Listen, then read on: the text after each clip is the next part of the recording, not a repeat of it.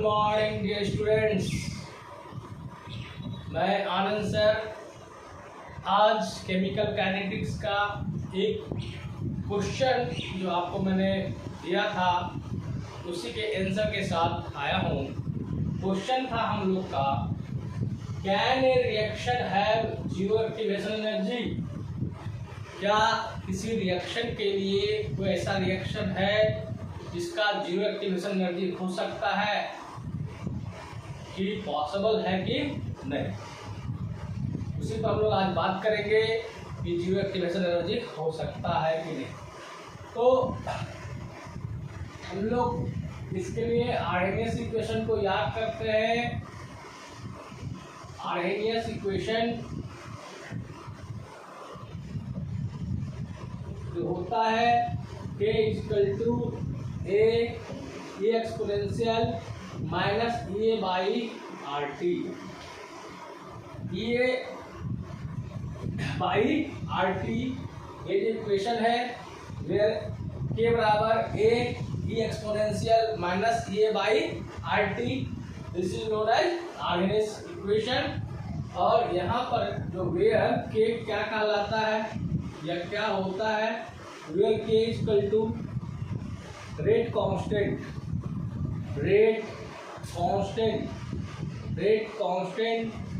और यहाँ पर ए क्या कहलाता है, इसको कहते हैं हम लोग Arrhenius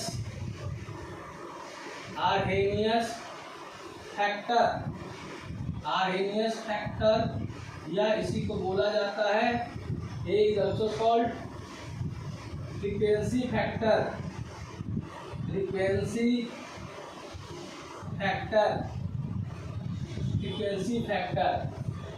E is equal to activation energy, that means minimum amount of energy required to convert reactant into product। ठीक है। R is equal to gas constant जिसका वैल्यू होता है 8.314। एनर्जी के टर्म में T equal to temperature in kelvin. जो temperature लेंगे हम लोग किसमें लेंगे, टेम्परेचर इन कैल्विन। तो हमको अभी यहाँ पर देखना है आर्हेनियस इक्वेशन को, K बराबर A exponential minus A by R T. ये आप जो है ऑब्जेक्टिव क्वेश्चन पर 12 के एग्जाम में कभी लोग दे देता है कि which is given which is Arrhenius equation. याद कर लेंगे K equal to A exponential minus A by R T. अब यहाँ पर क्या सिचुएशन क्या है, कैन ए रिएक्शन है जीरो एक्टिवेशन एनर्जी। मान लेते हैं if A equal to zero, activation energy अगर जीरो हो जाएगा तो K equal to A E पर पावर क्या हो जाएगा, जीरो। ओके, तो ई पर पावर जीरो मतलब क्या हो गया, किसी भी चीज पर पावर जीरो होता है तो उसका वैल्यू कितना होता है, 1 होता है। 10 पर पावर जीरो, 100 पर पावर जीरो, सबके लिए क्या हो जाएगा वैल्यू 1। यहाँ पर क्या हो जाएगा K इक्वल टू कितना, ए, मतलब कि जो रेट कांस्टेंट हुआ वो इक्वल हो गया किसके हो गया, आर्हेनियस फैक्टर के। रेट कांस्टेंट का मतलब आप rate constant is directly proportional to rate of reaction. जितना ज़्यादा रेट कांस्टेंट होगा उतना ही ज़्यादा रेट ऑफ रिएक्शन होगा। Can a reaction have zero activation energy? अब यहाँ पर क्या कह रहा है कि K इक्वल टू ए, इसका मतलब क्या है, ए का मतलब क्या यहाँ पर हो गया कि इन दिस केस, तभी सब है इसका मतलब यही हुआ कि ए का मतलब यहाँ पर क्या हुआ कि एवरी कॉलिजन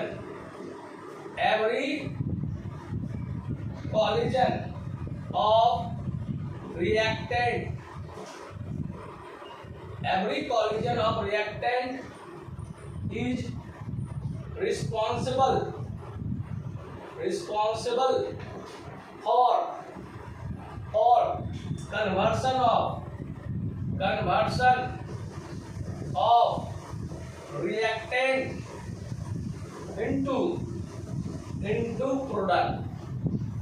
इसका मतलब हुआ कि फ्रीक्वेंसी फैक्टर है। फ्रीक्वेंसी फैक्टर होता क्या है?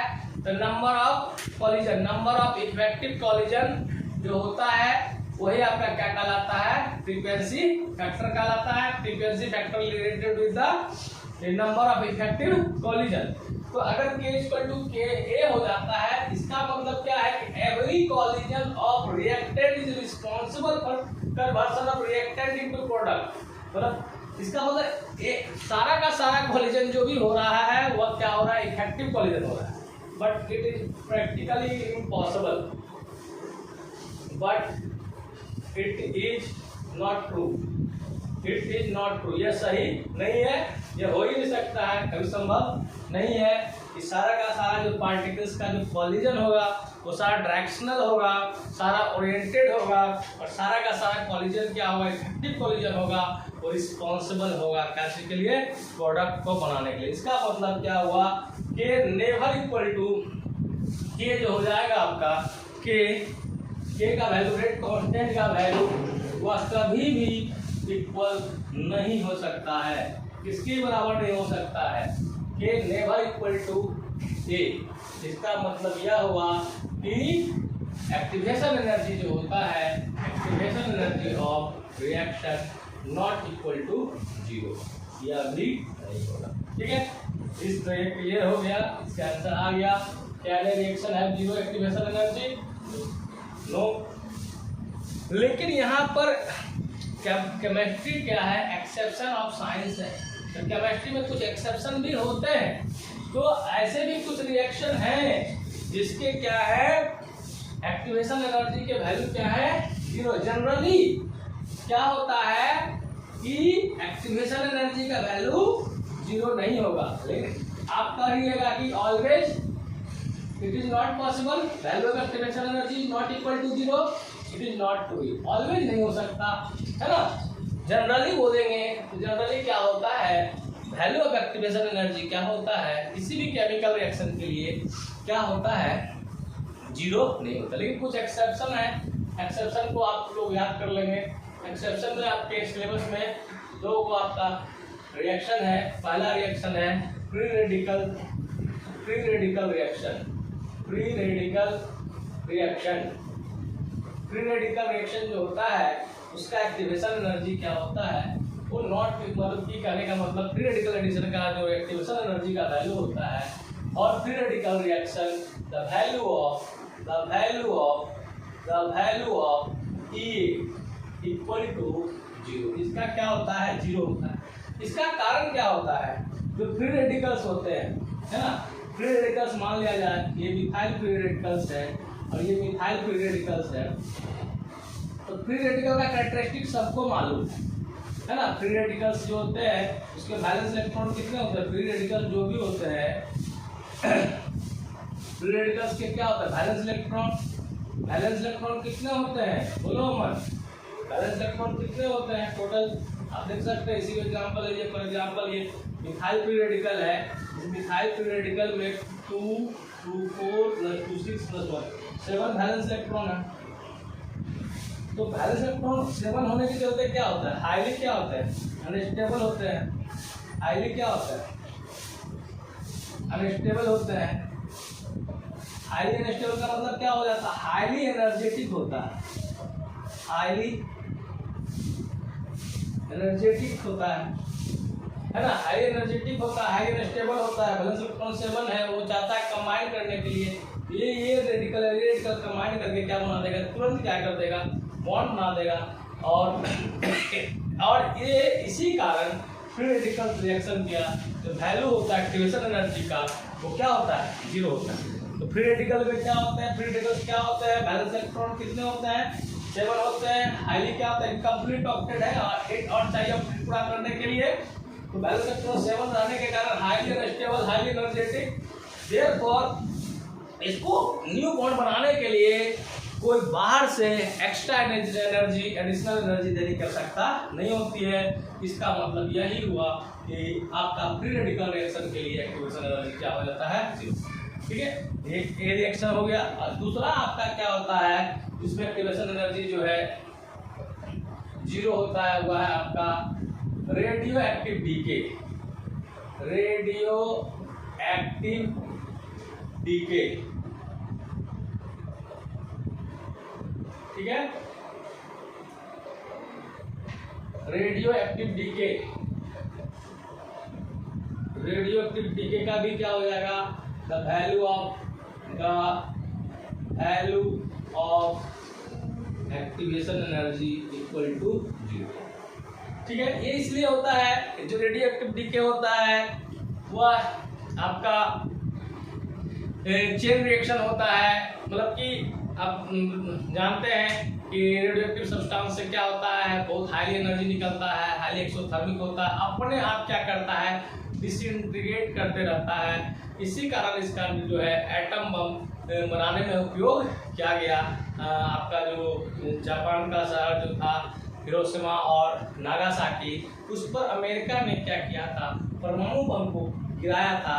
इसका यही कारण था कि उसमें जो रिएक्टिव, मतलब कि वो जो आपका न्यूक्लियर रिएक्शन जो हो रहा है वहाँ पर, वो क्या होता है, स्पॉन्टेनियस होता है। उसके लिए क्या होता है, कोई एडिशनल अमाउंट ऑफ एनर्जी देने की आवश्यकता नहीं होता है। इसी कारण जो होते हैं रेडियो एक्टिव डीके जो भी होता है, रेडियो एक्टिव डिसइंटीग्रेशन जो भी होता है, जो फर्स्ट ऑर्डर का रिएक्शन में आता है रेडियो एक्टिव डीके, वो आपका क्या होता है, वह उसका एक्टिवेशन एनर्जी भी क्या होता है, 0 होता है। बट इन जनरल की बात कर रहे हैं कि एक्टिवेशन एनर्जी क्या होता है, केमिकल रिएक्शन का 0 नहीं होता है। इन ऑलवेज नहीं कर सकते हैं, है ना, बहुत रेयरली क्या होता है, एक्टिवेशन एनर्जी का वैल्यू क्या होता है, 0। और वो 2 केसेस आपको दिए गए हैं। पहला केस है आपका फ्री रेडिकल रिएक्शन, दूसरा क्या है आपका रेडियो एक्टिव डीके। तो ये 2 केस में एक्टिवेशन एनर्जी का वैल्यू क्या होता है, वहाँ पर एडिशनल अमाउंट ऑफ एनर्जी देने की आवश्यकता नहीं होती है। इस तरह ये क्या हो गया, क्लियर हो गया।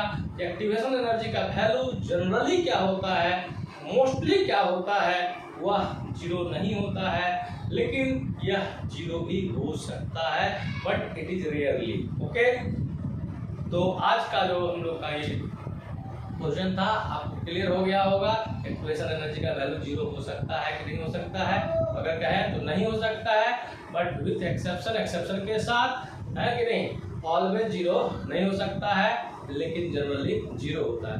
तो आपके क्वेश्चन के अकॉर्डिंग जो होगा उसको देखेंगे। देखिए एक क्वेश्चन हम लोग इसी पर सॉल्व करते हैं। क्वेश्चन है, क्वेश्चन दे रहे हैं आपको, जो आपके एग्जाम में पूछे भी गए हैं। क्वेश्चन है, which of the flowing reaction has 0 activation energy, which of the following reactions have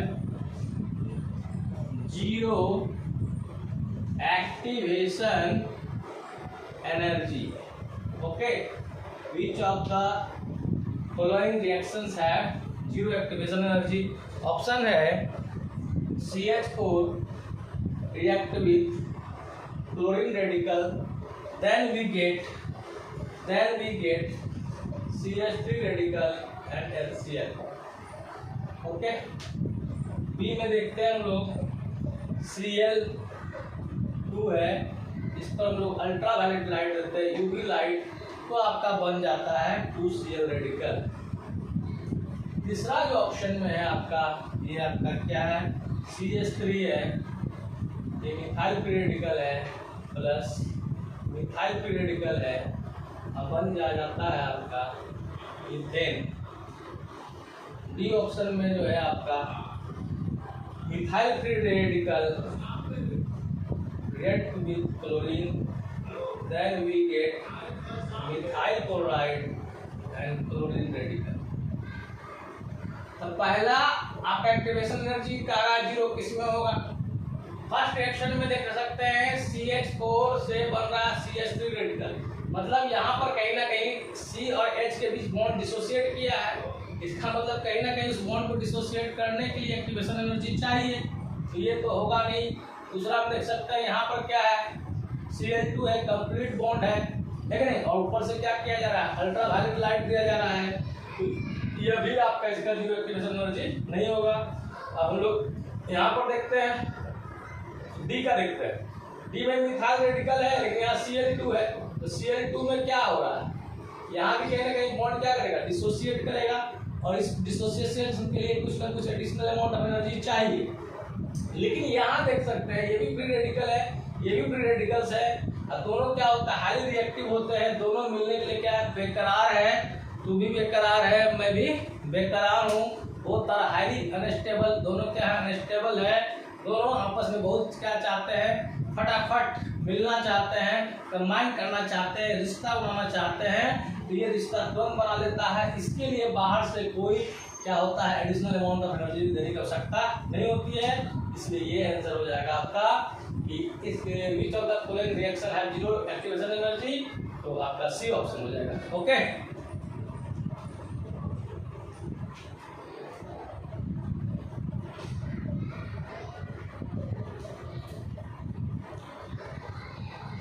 आपके नीट एग्जाम में ये क्वेश्चन पूछा गया है, the value of energy of activation for radioactive decay. तो रेडियोएक्टिव डीके के लिए क्या होगा, value of activation energy option है हाई, लो, जीरो, मॉडरेट। अभी बताया गया रेडियोएक्टिव जो होते हैं वो चेन रिएक्शन होते हैं, वो स्पॉन्टेनियस होते हैं, फर्स्ट ऑर्डर के रिएक्शन भी होते हैं, और खासकर उसका क्या है उसको वो अपने आप होता है, उसे एडिशनल अमाउंट ऑफ एनर्जी की आवश्यकता नहीं होती है। इसलिए इसका वैल्यू क्या हो गया है, जीरो। आज हमने देखा कि एक्टिवेशन एनर्जी का वैल्यू जो होता है दो केसेस में जो आपके सिलेबस में है उसमें जीरो होते हैं, लेकिन जनरली क्या होता है जीरो नहीं होते हैं। आपको मेरा वीडियो कैसा लगा आप जरूर कमेंट करें, शेयर करें, सब्सक्राइब करें, लाइक करें, और मेरी तरफ से बाय बाय।